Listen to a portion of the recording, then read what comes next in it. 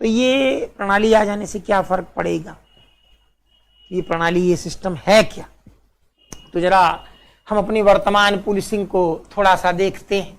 आप अच्छी तरीके से जानते हैं कि अभी कुछ ऐसी स्थिति पड़ती है कि पुलिस प्रणाली में जिला पुलिस जिसको बोलते हैं डिस्ट्रिक्ट पुलिसिंग, उसमें डीआईएसपी जिसको आप सीओ भी बोल दिया करते हैं, सर्किल ऑफिसर, इनके ऊपर एडिशनल एसपी, इनके ऊपर एसपी या बड़े जिलों में एसएसपी, जो बड़े डिस्ट्रिक्ट होते हैं ना जहाँ थाने ज़्यादा होते हैं, जनरली 20 से ऊपर थाने, वहाँ senior superintendent of police, Unnao या और छोटे जिले तो वहाँ सुपरिटेंडेंट ऑफ पुलिस से ही काम चल जाता है। इनके ऊपर जो है डीआईजी, उसके बाद इनके ऊपर आईजी, इनके ऊपर एडीजी और फिर डीजीपी।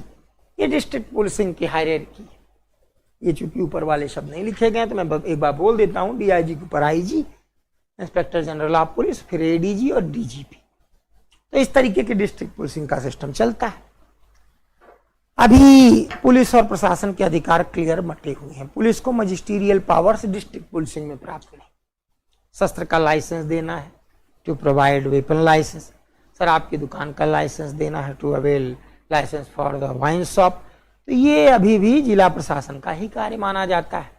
उसी प्रकार से लाठी चार्ज कराना मजिस्ट्रियल पावर माना जाता है। ये मजिस्ट्रेट के आदेश से ही होता है। गोली चलाना भी मजिस्ट्रेट के ही आदेश से होता है। किसी को गुंडा एक्ट में शामिल करना है, धारा 144 लगाने की संस्तुति करनी है, टू इम्प्लीमेंट आर्टिकल 144। तो ये जिला पुलिस के अधिकार में नहीं आते हैं। यहाँ तक कि अगर बड़े पुलिस कर्मचारियों अधिकारियों को ट्रांसफर करने हैं तो एसएसपी को अगर किसी थानेदार को यहाँ से वहाँ करना है तो डीएम की अनुमति लेनी पड़ती है। जिला पुलिसिंग की ये व्यवस्था है। तो पुलिस लॉबी का कहना है चूंकि वो अपने हर काम के लिए प्रशासनिक अधिकारियों की तरफ देखती है। आपको जो भी काम बताएगा जिला पुलिसिंग में प्रशासन के पास है, एडमिनिस्ट्रेशन के पास है, यानी आईएएस और पीसीएस अधिकारियों के पास है, उनकी अनुमति से करना पड़ता है। इसीलिए हमारे जो है परफॉर्मेंस पे इसका निगेटिव इम्पैक्ट पड़ता है। हम अपराधी के खिलाफ चाहकर भी कदम नहीं उठा पाते हैं। क्यों? क्योंकि हमको पहले मजिस्ट्रियल आदेश की जरूरत होती है, अप्रूवल की जरूरत होती है, इसलिए अपराध बढ़ते चले जाते हैं। देखिए, कोई भी बात एक तरफा सत्य नहीं होती है, न एक तरफा झूठ होती है।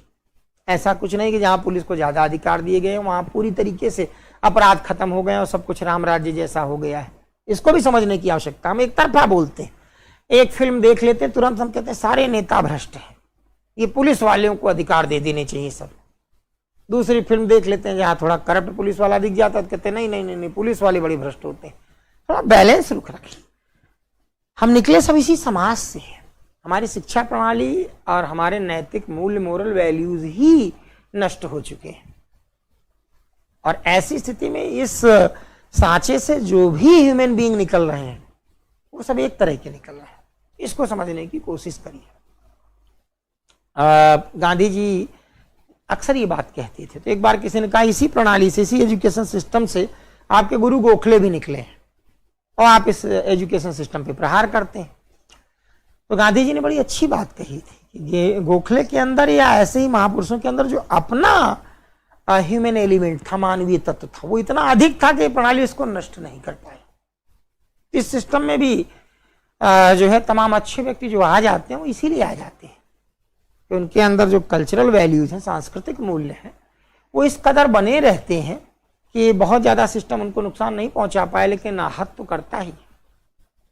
तो फिर ऐसी स्थिति में जिन राज्यों में पुलिस कमिश्नर सिस्टम है, क्या वहां स्थिति बहुत अच्छी है क्या?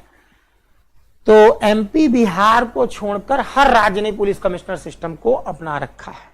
हमारे यहाँ के जो चारों प्रमुख महानगर हैं, मेगा सिटी हम अक्सर बोल दिया करते हैं, मुंबई हो, दिल्ली हो, कोलकाता हो, चेन्नई हो, इन सब ने अपना रखा है। उत्तर प्रदेश ने भी कम से कम 2 जिलों के लिए तो अपना लिया और 3 के लिए विचार भी करना है कि कानपुर में, गाजियाबाद में और गोरखपुर में हम इसको इंप्लीमेंट करेंगे और धीरे धीरे करके एक ऐसी स्थिति बना देंगे कि 10 लाख से ज्यादा आबादी वाले प्रत्येक जिले में पुलिस कमिश्नर सिस्टम कर देंगे। लेकिन कुछ चीजें जरा हम देखें, कुछ इसके पॉजिटिव इम्पैक्ट क्या है। जैसे लखनऊ में और गौतम बुद्ध नगर, नोएडा में पुलिस कमिश्नर सिस्टम आ गया। तो यहाँ कुछ ऐसे होता है, वही डीवाईएसपी को अब एसीपी बोलते हैं, असिस्टेंट कमिश्नर ऑफ पुलिस। इनके ऊपर फिर DCP, deputy commissioner of police. उसके बाद फिर इससे ऊपर additional commissioner of police, joint commissioner of police और कमिश्नर ऑफ पुलिस। ये रैंकिंग चलती है। वो रैंकिंग आपने जो पहले लिखी ना, डिस्ट्रिक्ट पुलिसिंग की रैंकिंग थी, याद रखिएगा। अक्सर इंटरव्यू वगैरह में सब चीजें पूछते हैं, इसीलिए इंटरव्यू की जब हम लोग तैयारी अपने बच्चों के साथ करते हैं तो उनको विधिवत ये रैंकिंग बताई जाती है। मेंस में जब एथिक्स की क्लास आपको पढ़ाई जाती है, विधिवत फिर ये सब चीजें समझाई जाती है। तो ये सिस्टम कर देते हैं। जो कमिश्नर ऑफ पुलिस है वो एडीजी रैंक का होता है। तो अब आप कल्पना करिए, डिस्ट्रिक्ट पुलिसिंग में एडीजी बहुत बड़ा अधिकारी हो जाता है और कई जिलों को, जिसको जोन बोलते हैं, उन जिलों को जो है वो देखता है, उसका इंचार्ज होता है। और यहाँ एक जिले के लिए हमने एडीजी रैंक का अधिकारी रख दिया। तो सीनियर ऑफिसर के होने से निचले रैंक के जो ऑफिसर्स हैं उन पर एक दबाव बनता है। कभी कभी इसका अच्छा असर देखने को मिलता है। उसी प्रकार से जेसीपी जो है कम से कम आईजी रैंक का होता है, ये कम से कम डीआईजी रैंक का होता है, ये एसपी एसएसपी लेवल का होता है और ये डीवाईएसपी लेवल का होता है। तो ज्यादा सीनियर्स ऑफिसर आ जाते हैं और ज्यादा मात्रा में थाने होते हैं, ज्यादा मात्रा में आईपीएस और पीपीएस अधिकारी नियुक्त हो जाते हैं।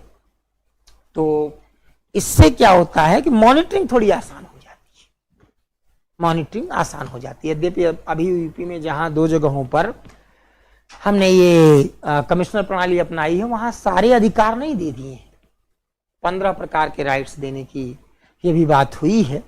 लेकिन जैसे कि अगर ये सारे अधिकार दिए जाते हैं तो ऐसी स्थिति में पुलिस थोड़ा सा राजनीतिक दखल से भी मुक्त हो सकती है, ऐसी एक बात कही जा सकती है। और इसके अलावा जो है कभी कभी किसी गुंडे को जो है प्रारंभिक दौर में ही पुलिस गुंडा एक्ट के द्वारा, अन्य तमाम चीजों के द्वारा सप्रेस कर सकती है, उस पर नजर रख सकती है। लेकिन फिर वहां एक बात यही आ जाएगी, तुरंत एक देखिए काउंटर इफेक्ट सामने आता है। तो हम ये मान बैठे हैं क्या कि पुलिस ही सिर्फ ईमानदार है और जो प्रशासन था वो बेईमान है, और सिर्फ पुलिस को अधिकार दे दिया गया तो गुंडे को आरंभिक लेवल पे ही कुचल देगी, पनपने नहीं देगी? ऐसा तो कुछ नहीं होता। हम तो जो देख रहे हैं, पढ़ रहे हैं, वो तो यही पढ़ रहे हैं कि सब पुलिस की मिली भगत में ही अपराध के खेल चल रहे हैं। तो उस परिस्थिति में किया क्या जाए? तो उत्तर सोचिए। एक क्लू आपको देता हूं। हमारे इसी समाज से एक परिवार से 2 बच्चे निकलते हैं और ये दोनों बच्चे, एक सेना में जाता है, एक पुलिस में जाता है। एक लॉयल बनता है, कर्तव्यनिष्ठ बनता है, और दूसरे के ऊपर तमाम आरोप लगते हैं जो काफी हद तक सही भी है। क्यों ऐसा हो जाता है? अंतर कहां आया? 17-18 साल की उम्र तक तो साथ साथ ही पले बढ़े। ट्रेनिंग में अंतर आ रहा है और कमांड में अंतर आ रहा है। सेना को इस तरीके से पॉलिटिकल इंटरफेरेंस का सामना नहीं करना पड़ता, उसकी ट्रेनिंग बहुत अनुशासित होती है। यानी कुल मिला के अनुशासन के द्वारा और नेतृत्व के द्वारा चीजों को हम सुधार सकते हैं। फिर अंततः घूम फिर के तो बात वहीं आ गई। अगर एजुकेशन सिस्टम में हम लोग अनुशासन को शामिल करें और ऐसी पॉलिटिकल सिस्टम में ऐसे रिफॉर्म करें कि ये क्रिमिनल्स की संख्या जो दिन पर दिन बढ़ती चली जा रही है उस पर कंट्रोल। आखिर 4,500 मुकदमे जो क्रिमिनल्स के ऊपर हैं और वो सारे क्रिमिनल्स के MP MLA बने हुए हैं, इनका निपटारा क्यों नहीं हो पाया? जबकि जब ये स्पेशल कोर्ट्स गठित हुई थी सुप्रीम कोर्ट के आदेश से, तो कहा गया था कि 1 साल के भीतर ये निपटारा कर दिया जाएगा। इधर तो कई वर्ष बीत गए, सब कोर्ट्स ऐसे ही बनी हुई है, किसी एक भी व्यक्ति के मुकदमे का ऐसा निपटारा नहीं। आपको ये जानकारी तो होगी ही, रोज रिपोर्ट्स आ रही हैं न्यूज़पेपर्स में कि हमारे यहाँ जो MP MLAs हैं, विधायक सांसद, उनके ऊपर 4,500 मुकदमे हैं और उसके निपटारे के लिए ढेर सारी अदालतें, स्पेशल कोर्ट्स हाई कोर्ट के आदेश पे गठित की गई थी। लेकिन किसी भी मुकदमे का निपटारा हम नहीं कर पाए, जबकि लक्ष्य रखा गया था कि 1 साल के भीतर निपटारा करें। अब ये क्रिमिनल्स कभी कोई ऐसा कानून या सुधार लाना चाहेंगे जिससे कि इन्हीं के अपने रास्ते खत्म हो जाए? नहीं, कभी नहीं। वो अपने अनुसार पुलिस को भी तोड़ेंगे, प्रशासन को भी तोड़ेंगे, मरोड़ेंगे। तो उस परिस्थिति में फिर आप सिर्फ ये पुलिसिंग व्यवस्था में अगर एक परिवर्तन कर दे रहे हैं और सोचते हैं राम राज्य आ जाएगा, तो नहीं आएगा। व्यापक स्तर पर बहुत दूरगामी परिवर्तन करने पड़ेंगे, एक एक चीज को देखना होगा। अगर आप सिर्फ अपने पढ़ने के कमरे में मेज इस कोने से उठा के उस कोने रख दें और कहें बहुत क्रांतिकारी परिवर्तन आपने कर दिया, जो आज तक नहीं हुआ था वो आपने कर दिया, इससे कुछ नहीं होने वाला है, कोई रिजल्ट नहीं आने वाला है। रिजल्ट तब आएगा जब पढ़ने की पूरी टेंडेंसी आपकी जो है बदलेगी और ये व्यापक बदलाव आपको करने होंगे। तो अब फिर इस प्रश्न का उत्तर आप कैसे देंगे? पुलिस कमिश्नर प्रणाली को इसका मतलब खारिज कर दिया जाए? नहीं, सिविल सर्विस में कोई भी उत्तर एक तरफा होता ही नहीं, वन साइडेड उत्तर आप दे ही नहीं सकते। बैलेंस होना चाहिए, एनालिटिकल होना चाहिए और रेशनल होना चाहिए, तार्किक होना चाहिए। तो बड़ी सीधी सी बात है, पहले आप बताएंगे पुलिस कमिश्नर प्रणाली क्या है, what is police commissioner system. फिर आप बताएंगे उत्तर प्रदेश के किन किन क्षेत्रों में, प्री के लिए भी महत्वपूर्ण।